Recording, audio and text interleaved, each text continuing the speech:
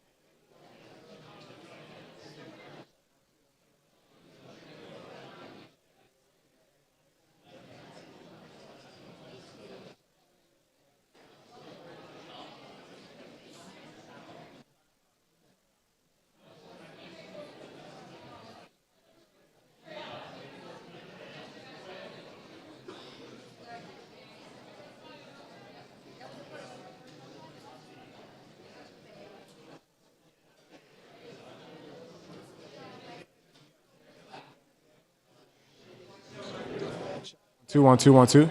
Check, audio check 1 2. Okay. Cuts, are you all good on audio? Zavi? Check 1 2. 1 2. Hey, hey, hey, hey. Okay.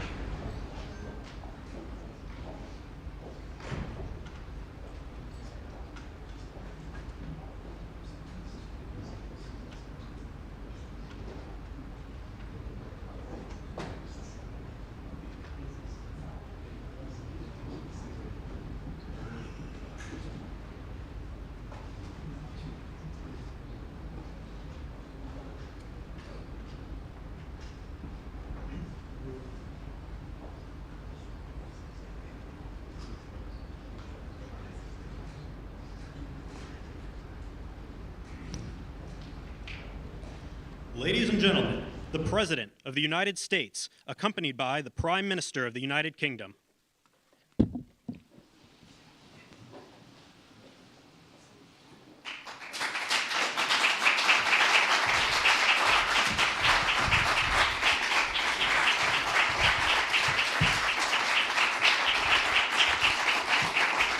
Thank you very much. Thank you very much. Great honor.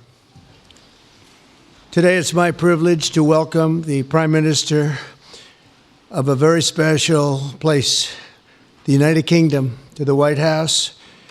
Prime Minister Starmer, you've been terrific in our discussions. You're a very tough negotiator, however. I'm not sure I like that, but that's okay. Very, very special person.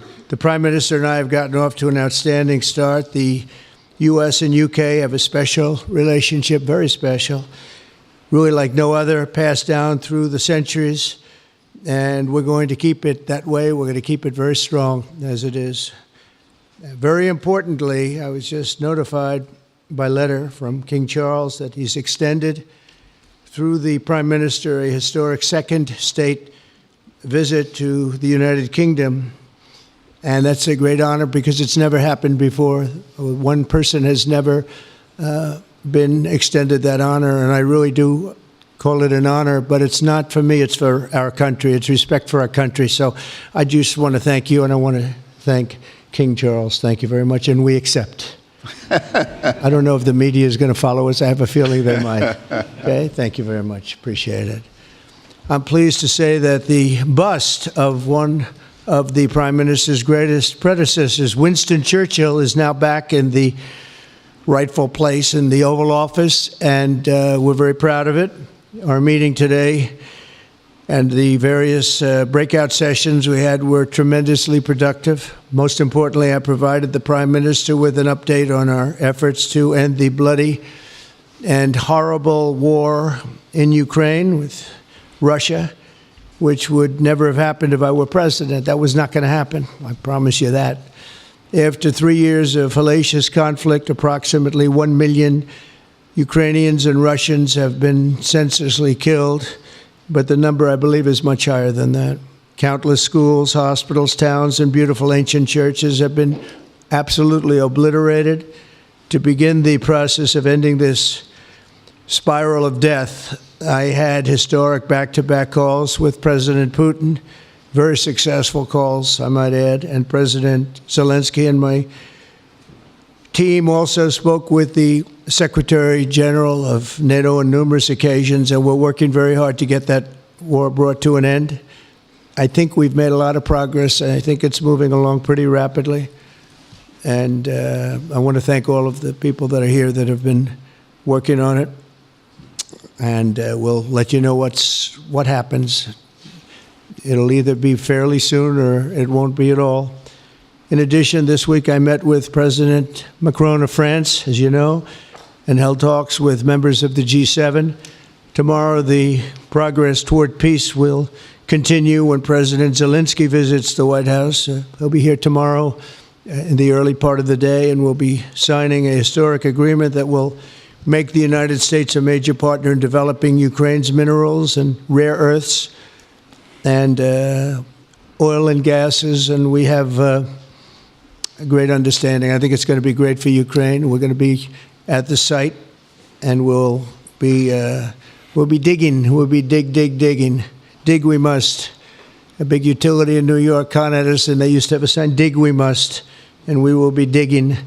But much of the European aid to Ukraine has been sent in the form of loans for which they expect to be paid back, and we didn't have that honor under the Biden administration. He sent money, or just sent it, money after money after money, and never had any knowledge of ever seeing it back. Maybe $300 to $350 billion, but under the breakthrough agreement, very unusual, which everyone said was difficult to get, but it's really very good for Ukraine and very good for us. The American taxpayers will now effectively be reimbursed for the money and hundreds of billions of dollars poured into helping Ukraine defend itself, which by and of itself is a very worthy thing to do. We've paid far more than any other country, and with most of our support, it's been paid in military, the finest weapons anywhere in the world.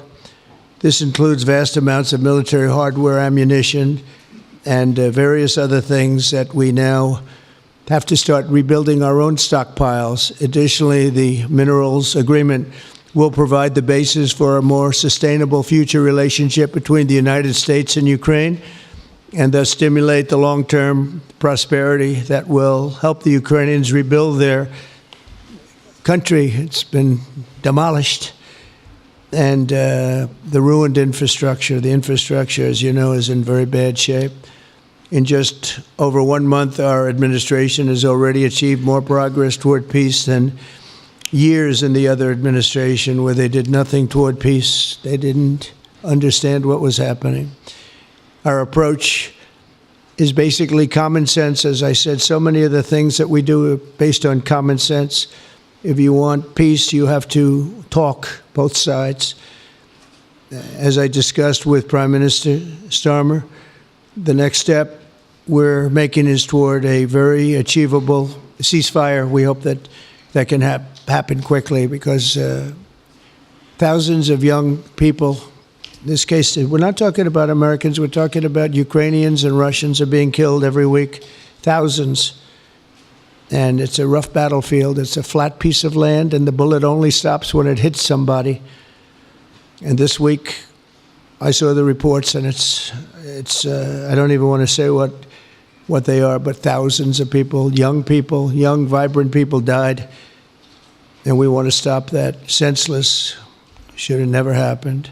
This will lay the groundwork for a long-term peace agreement that will return stability to Eastern Europe and hopefully ensure that such a terrible war will never happen on European soil or, for that matter, anywhere again. It's a horrible thing that's going on. The disaster in Ukraine shows exactly why it's so important for the United Kingdom and other NATO partners to make large investments in their defense capabilities. In many cases, 4% or 5% of GDP would be appropriate. I know that they're raising it. I just read an article, a great article, about the work you're doing in the UK as to the military. You're raising it quite a bit, which is a great thing to do for your country. It's a great thing to do. It's sad that we need that, but probably need that. So congratulations on that. I know you got it through. After years of chronic underfunding, there's an urgent need to catch up for some countries. And I want to thank the Prime Minister once again for traveling here today. Working together, I believe that will once again demonstrate the power of our country's unique friendship. This is indeed a unique friendship. It's been many years, and I think it's only gotten stronger, and we will make sure that it stays that way. We're going to have a great trade agreement. One way or the other, we're going to end up with a very good trade agreement for both countries, and we're working on that as we speak. I think we'll have the confines. I think we'll have something maybe even in terms of possibilities agreed to very shortly. JD's working on it, Vice President, and Scott, and I'm just looking at this all from Mike. You're going to work on it. Everyone's going to work on it. We'll see if we can do something pretty quickly, but we're going to make some great trade agreements with the UK and with the Prime Minister, and it'll happen very quickly. So I just want to thank you again, and please thank King Charles for the invite, and I look forward to you giving our acceptance on behalf of the United States of America. Thank you very much, sir.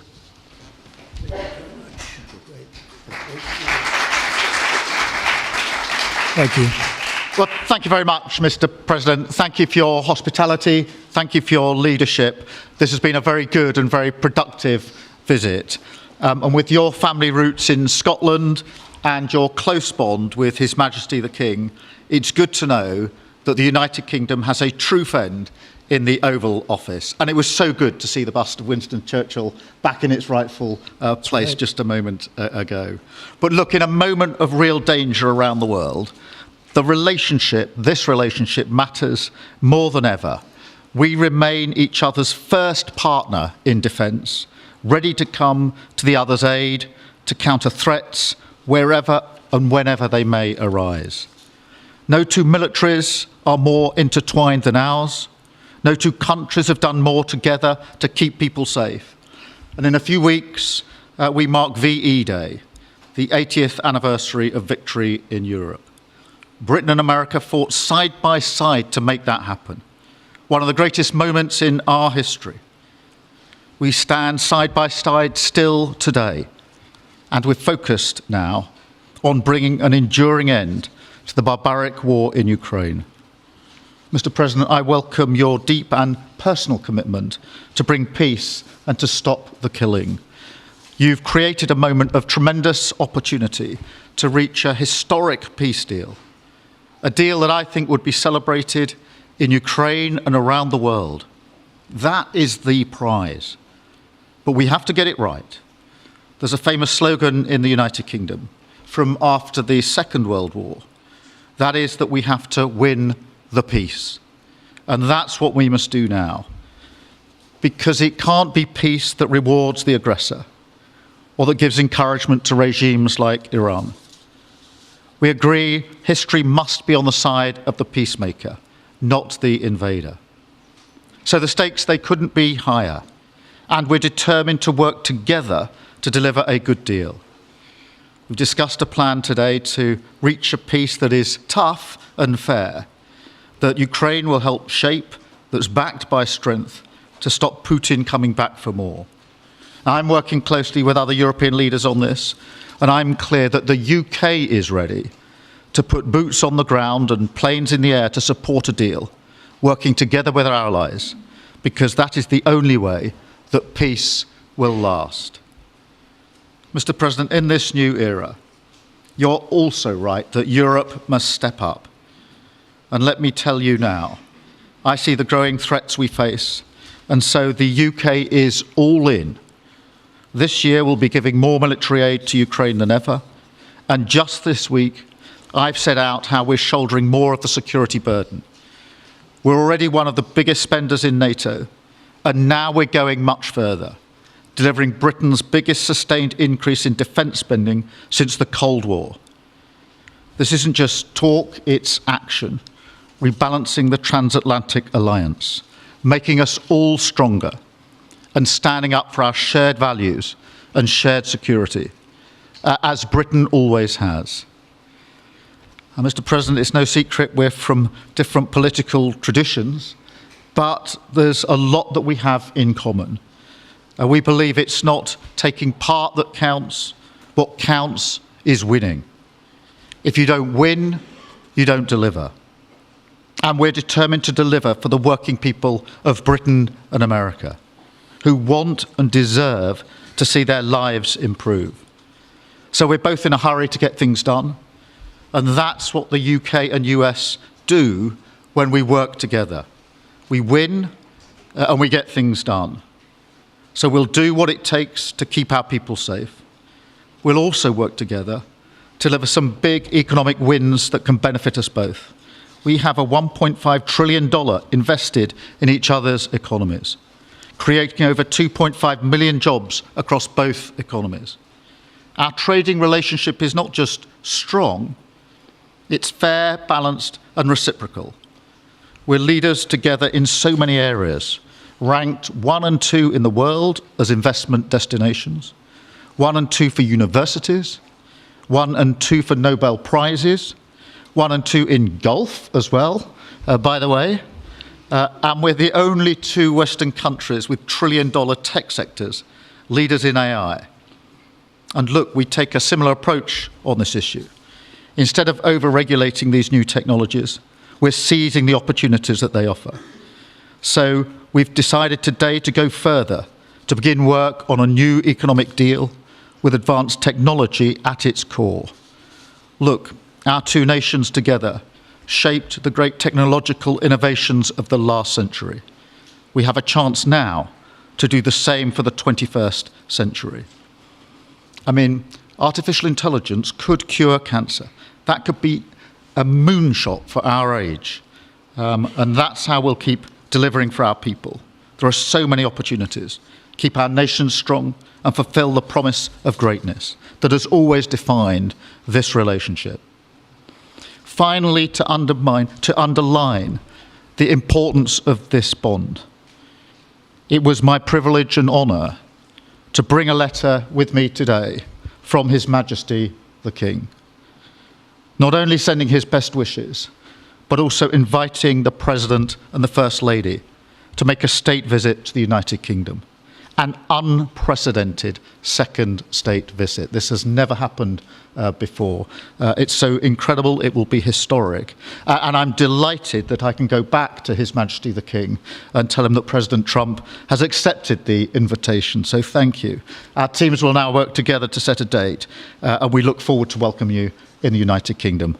Thank you once again. Thank you very much. What a beautiful accent. I would have been president 20 years ago if I had that accent. Thank you very much. Okay, let's see here. Go ahead, please. Thank you, Mr. President. Earlier today, you told me that you believe that foreign countries pay tariffs, but Americans who are concerned about higher prices believe, as most people do, that they're paid by consumers and importers when they import things into this country. Can you explain how you came to this belief that foreign governments are paying tariffs? And for the Prime Minister, did you discuss with President Trump his repeated statements of desire to annex Canada? And has the King expressed any concern over the President's apparent desire to remove one of his realms from his control? So I'll go ahead. The first part, the tariffs are necessary because we've been treated very unfairly by many, many countries, including our friends, friend and foe. But we've been treated very unfairly in trade at levels that nobody's really ever seen before, and especially under the Biden administration, they really took advantage of the United States. I put massive tariffs on China during my 4 years. We had the best economy in the history of our country. Probably the best economy, maybe the best economy in the history of the world. And I used tariffs to even things up. And in particular with China, we took in hundreds of billions of dollars and we had no inflation. And it's a myth. It's a myth that's put out there by foreign countries that really don't like paying tariffs, and especially to even up. So we've been treated badly by a lot. We're using tariffs. And I find, and you just have to look at the numbers, but I find that it's not about inflation, it's about fairness, and the inflation for us has not existed, and I don't think it's going to exist. We're going to bring our car industry back, we're going to bring our chips back, we're going to bring so many things back to our country, including pharmaceuticals and drugs, and the thing that's going to get us there is tariffs. And I say often, it's my favorite word in the dictionary, but I always preface that by saying now, because I got into a lot of trouble with the fake news where they say that's not good. So I say God, love, family, wife, they're all my favorite words, but tariff is about number 4 or 5 on the list. But I will tell you, it's going to make our country rich, and it's going to stop us from being a laughingstock all over the world.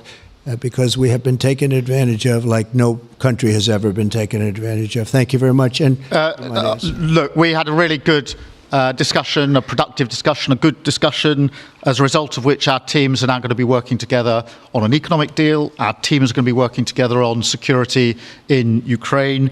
You mentioned Canada. I think you're trying to find a divide between us that doesn't exist. We're the closest of nations, and we had very good discussions today, but we didn't discuss Canada. Thank you. Please. Go ahead. Go ahead. Yes. Thank you. Hi, Natasha Clark from LBC. Mr. President, you've said you're working on a new trade deal with Britain, which we of course welcome. President Obama once said Britain was at the back of the queue for that trade deal. Where are we now? When do you think we're going to see that? And Prime Minister, the BBC has today admitted serious flaws over the recent Gaza coverage, suggestions of payments made to people linked to Hamas. Does the BBC still have your trust? Thank you. Well, they didn't do well with President Obama. He'd never got a lot of things done. And he didn't get a trade deal done that was of any importance or magnitude. We have we've had great discussions on trade, and I think we're going to have a deal done rather quickly as it can be done. We're going to have something, I think, rather quickly. We expect to do that. Okay?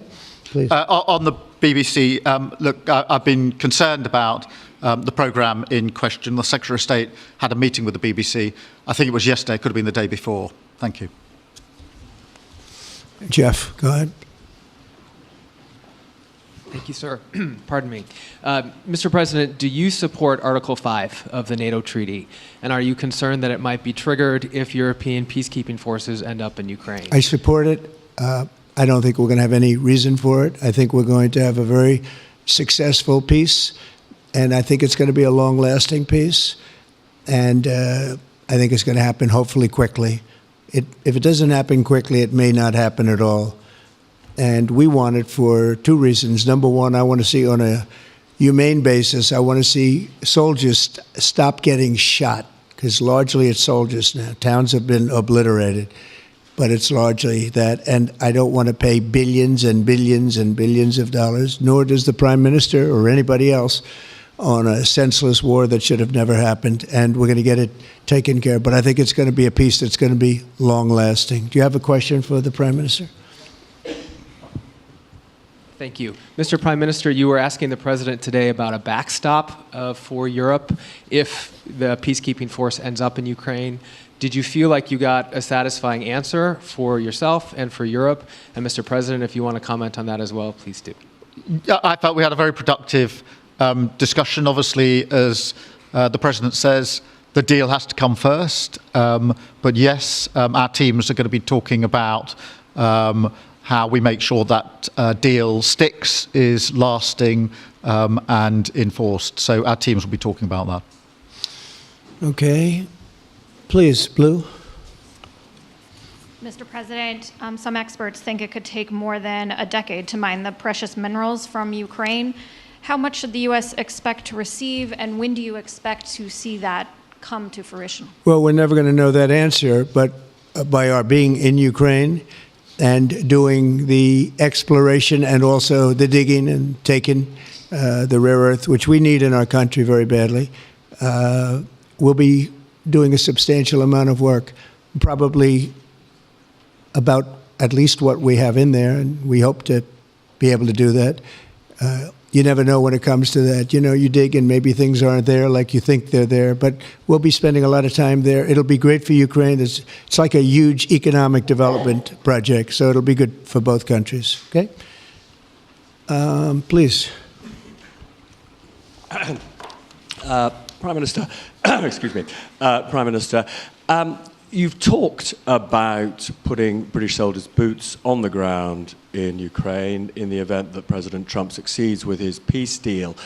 But can you do that without a firm assurance that America will have our back in the form of some kind of security guarantee were Putin to breach that agreement? And Mr. President, tomorrow you're seeing President Zelensky to sign this deal on minerals and energy that could be hugely important to the United States. Will you take the opportunity to apologize to him for calling him a dictator while praising Vladimir Putin, who is a dictator? Well, Robert, let me start by saying I've been really clear today and previously that I think that European countries, including the United Kingdom, need to step up in our own defence and security. We've been doing that in recent days. You saw the announcement we made on spending just the other day. In addition to that, I've made it clear that the United Kingdom will play its full part in ensuring that if there's a deal, and we hope there is a deal in Ukraine, that is a lasting deal that sticks. And we're obviously working with other European countries on that, France and NATO in particular. But I think I'm hosting 18 countries on Sunday to further our discussions. You heard from the President this morning that, you know, as historically has always been the case, we have each other's backs. And today we've been talking about the deal, how that will be a lasting deal, and coming out of this, our teams will now be talking in detail about that. And I think we're going to have a very good meeting tomorrow, 11 o'clock. And I think we're going to have a very good meeting tomorrow morning. We're going to get along really well. Okay? We have a lot of respect. I have a lot of respect for them. We've given them a lot of equipment and a lot of money, but they have fought very bravely, no matter how you figure it. They have really fought. Somebody has to use that equipment, and they have been very brave in that sense. Yeah, please, go ahead. The Gaza ceasefire deal is nearing an end this Saturday, and there's been some worry that phase 2 might never get there. Do you believe that phase 2 of the ceasefire in Gaza will come to fruition? And have you spoken to Netanyahu about it? And for the Prime Minister, this peacekeeping deal has been pushed forward by the UK and France as well. Have you been in discussions with any other European countries to join this initiative? And are you expecting Commonwealth countries to also join the effort? Thank you. So we're working very hard in the Middle East and Gaza and all of the problems, and it's been going on for years and years and centuries and centuries. It's a tough neighborhood, but it could be a very beautiful neighborhood, and I think we're going to come up with some pretty good solutions. But phase 1 is almost complete. We've had some people that have been very seriously injured, very seriously hurt, both physically and mentally. They've come out of there very, very, and some of them in very, very bad shape. It's shocking. Many young people aren't in bad shape. Young people are strong, healthy. They don't die. People have come out dead, young people and old people. It's a rough situation, but I think we're going to make it much better, and I think that we've had a huge impact on that since we've been in just the 4 weeks. I think we've had a huge impact on Gaza, the Middle East, and we have some pretty good talks going on concerning lots of other people that are going to make it better. So we'll see what happens. Nobody really knows, but we'll see what happens. But I think we've had a very positive impact. Prime Minister? Yeah, on the question of the European countries, yes, I've spoken to a number of countries, particularly in the last few weeks. We had a meeting in Paris last week. I've got a meeting on Sunday with 18 countries to further our discussions. Obviously, we've been talking quite intensely to our French colleagues and to NATO, but to other countries as well, because, as I say, I think it's important for European countries, including the United Kingdom, to step up and do more in the defence and security of Europe and our continent and the United Kingdom, and we'll do so. Well, we're talking to a number of other countries. Thank you. Yes, in the red, please. Pink red, flaming red. Is it me or her? Go ahead. Okay, thank you, Mr. President. A question on Ukraine. Number one is, if you're not considering the security guarantees, are you open to other forms of, for example, intelligence cooperation with Ukraine? And Mr. Prime Minister, President Trump has proposed a plan for Gaza. Does this fit into the two-state solution that the UK held for a long time? Do you see it fit into your general Middle Eastern strategy? Thank you so much. Yeah, thank you very much. We're open to many things, but before I even think about that, that's almost pleasant to think about because that would mean that peace has been arrived at. We have to arrive at that peace. And, you know, you went 3.5 years with an administration that never even really had a meeting. They didn't have a meeting on peace. And there was no prospect of peace. I think, frankly, Russia wanted to go through the whole long deal. I don't think they do anymore. I don't think they do. We had a very big impact on that whole situation. But I don't like talking about phase 2 until I get phase 1. Phase 1 is I have to make peace. And we have to get Russia to agree. We have to get Ukraine to agree. And I think we will, I think we've come a long way. I believe we're going to get it done. I wouldn't say that if I didn't think so. And I think it will be very important, very historic, and we're going to save a lot of lives. On the question of Gaza, the last few weeks of the ceasefire have been very impactful. And for me, there are 2 images that I remember more than any other. The first is Emily Damari, who is British, being reunited with her mother. You may remember she had her fingers missing after what she endured. That was an incredible moment. I'd spent a lot of time with her mother whilst she was held captive, and her mother went through absolute torture. The other image was thousands of Palestinians marching through rubble, trying to return to their communities and their homes. So we have to do everything we can to ensure that the ceasefire continues, so that more hostages can be returned, so that aid can be brought in that's desperately needed. We need to allow Palestinians to return and to rebuild their lives, and we must all support them in doing that.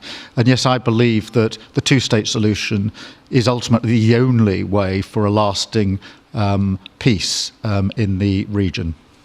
And think of that, she came home with her fingers and part of her hand blown off. That's terrible.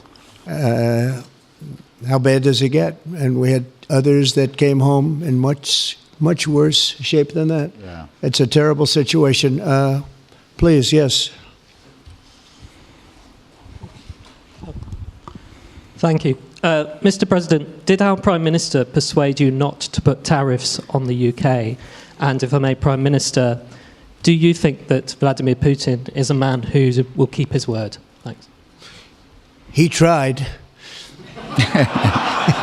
He was working hard, I'll tell you that. He earned whatever the hell they pay him over there.